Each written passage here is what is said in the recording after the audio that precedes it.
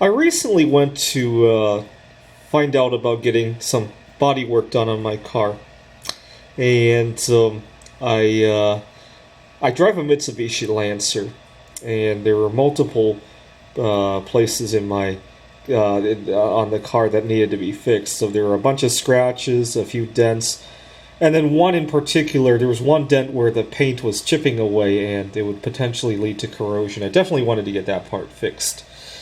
And while I was negotiating with the workmen at the collision center, I learned a valuable life lesson that you want to be careful how you answer questions. You don't want to answer questions that aren't even being posed to you. You want to wait until people actually pose the questions to you, and even when they do, it's up to you if you want to answer or not, right? So I pulled into the collision center, and then I took a walk into the city, and I went back to the center about an hour later. I naively thought once I got the estimate, I could pick out what I wanted to fix. You know, this part would be 200, that part would be 300, this part would be 50, and I could see which one was the most urgent, which one was worth it, and all that. So I come back to the collision center, and they print out a one-page report.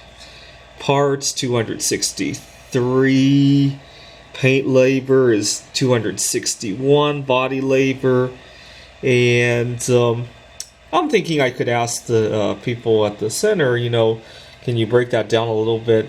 And they're like, well, what part do you want?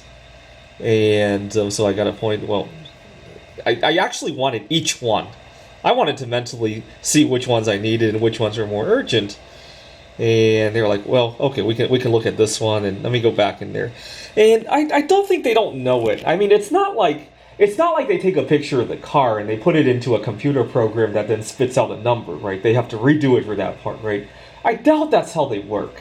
They probably already know what each part is, right? They're probably trying to gauge how much I needed and trying to optimize their profits, right? I kind of just left in disgust when I heard that. I'll probably go to another center and try a different strategy. I'll make another video at some point. And but I left the center in disgust because I really felt they were trying to optimize based on how I would react to this, and it just gave me a bad feeling. It made me realize that oftentimes I answer questions that aren't even being posed to me yet. So right now we're in the middle of the COVID-19 pandemic, right? I'm recording this on July 13th. But aside from COVID-19, I practice social distancing for another reason. I have food allergies.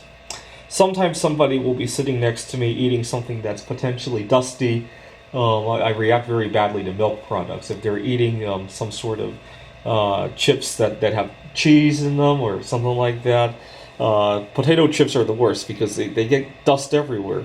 Sometimes after eating, people actually dust their hands off. And so, long story short, I knew about social distancing long before it was a problem. But now, because of COVID-19, I don't have to look awkward and tell people I'm allergic to something. I just socially distance. And it just goes to show you don't have to tell people. And now I don't have to make myself stand out by socially distancing, right? Or putting on a mask. In the past, I would have had to bring that up, right? Or another example is obviously. We all know that, hopefully most of my viewers know that, you don't have to, if you get pulled over while driving, right, by a police officer, and he asks you, do you know what you did wrong, you don't have to own up to anything, right? You can say, would you please let me know, right? Or, I'm trying to think of some other examples. Basically, you want to leave out the details until they're posed to you, right? Or, if you're going on a first date, right, of some sort, right? If you have any sort of weaknesses, wait until they actually become a problem, right? Before you bring them up. For example, the food allergies. A lot of times when I go on a first date, I'll actually, if I know what restaurant I'm going to, maybe not for a date, because people actually do need to know that. But if I'm going on a job interview, right, and I know that at the job interview they're going to take me to a certain restaurant, what I'll often do is call the restaurant ahead of time, right? And then I can spend 10-15 minutes explaining to them how food needs to be prepared so that I can safely eat it.